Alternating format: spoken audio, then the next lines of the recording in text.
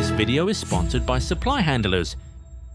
Enrique Riquelme just dropped a massive transfer bombshell, guaranteeing he will sign Erling Haaland for Real Madrid if he wins the presidential election this Sunday. The 37-year-old energy entrepreneur went on the Spanish TV show El Hormiguero holding a Haaland 9 Madrid shirt, claiming he had a notarized personal guarantee to pull off the deal. To prove he was not bluffing, Riquelme made a wild promise. If he wins the presidency and fails to deliver either Haaland or Manchester City teammate Rodri, he will personally pay the annual membership fees for Real Madrid's members next season. It is a legendary high-stakes political stunt straight out of the classic football election playbook. However, Manchester City and Haaland's camp are already pushing back furiously to shut the rumours down. City denied any contractual clause exists and reportedly threatened legal action against Riquelme for using the striker's image, while Haaland's father and agent dismissed the claims as entertaining but not true. Riquelme is trying to pull off the ultimate upset against 79-year-old incumbent Florentino Perez, who countered with his own giant campaign name, Jose Mourinho. With Haaland locked into a long-term City contract until 2034, this election battle has officially turned into absolute chaos just days before the vote. But history suggests there is more to this than just a publicity stunt, because Spanish football has seen this same trick before, once in Madrid, once in Barcelona, and both times the denials were only half the story. But let's go back to a little. Riquelme did not pitch Haaland like a normal transfer target, he pitched him like a weapon. Real Madrid elections are not ordinary elections. They are part politics, part theatre, part sporting arms race. The candidate does not just need a plan, he needs a name so big it can bend the entire conversation around him. That is why Haaland was perfect. Rodri was the serious promise, Haaland was the explosion. One gives Madrid control, the other gives Madrid fear. Together, they make Riquelme look like the only man brave enough to attack Manchester City and Florentino Perez at the same time. But the risk is obvious. Haaland has a contract until 2034. City have no reason to sell, and unless there is some hidden door in the deal, Madrid cannot just walk into Manchester and take him. That hidden door is where the whole mystery starts. Riquelme says Haaland has a release clause. City say he does not. Haaland's camp say the claim is not true, yet the rumour keeps breathing because of something Rafaela Pimenta, Haaland's agent, said in 2023. She said her job is to give players the key to the door, and said there had not been a single time when one of her players said, "I want to go," and could not do it. That does not prove Riquelme is telling the truth. It does not prove there is a Madrid-only clause. But it does explain why fans refuse to let the story die.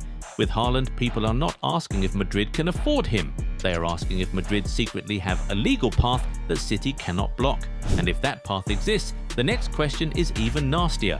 Would Riquelme even use it? Average players train hard, elite players train smart. We didn't just build a mat, we engineered a blueprint for the 1%. Every line, every angle, and every drill was crafted through months of studying elite player biomechanics. Translate muscle memory into matchday dominance. Goal 90's own training mat comes with the app to take you to the next level. Get yours today. On paper, Haaland joining Madrid sounds fantastic. In reality, it creates a brutal numbers problem. Haaland, Mbappe and Vini are three players for only two positions. That is why the hidden consequence is so uncomfortable. If Haaland comes in, one of Mbappe or Vinicius almost has to lose power, space, or eventually leave. And the rumour is, Riquelme's real plan would be to sell Vini later. He just cannot say that now, not to upset part of Madrid's members that support Vinicius. Promising Haaland sounds heroic. Sacrificing Vinicius sounds suicidal. Rodri is another problem Perez does not want to touch. On paper, he makes perfect sense. He is a Ballon d'Or winner, he plays in a position Madrid could use, and for months he has openly flirted with the idea of Real Madrid. But after the Vinicius Ballon d'Or drama, his name still hits a nerve inside Madridismo. That is why Perez avoids the name. He has to protect his dressing room. Riquelme can say it because he's selling revolution, not stability. And Real Madrid fans know reckless promises can change history. In the year 2000, Real Madrid were preparing for a presidential election. Lorenzo Sanz looked almost impossible to beat. He had delivered 2 Champions League trophies in 3 years, and in normal football logic, that should have been enough. But Florentino Perez understood something brutal about Real Madrid. Trophies matter, but dreams can move votes faster. So he aimed straight at Barcelona's heart. Luis Figo, not just a great player, Barcelona's captain, their idol, one of the best players in the world. The setup was almost too ridiculous to believe. Perez's camp reached a private agreement with Figo's representatives. If Perez lost, Figo's side could collect money and stay at Barcelona. If Perez won, Figo would be tied to the move. At the time, Perez was not expected to win, so the deal probably looked like free money. Then Perez went public. He told Madrid's members that if they elected him, he would bring Figo, and if he failed, he would pay their membership fees himself. That is the part that makes the Riquelme story feel so familiar.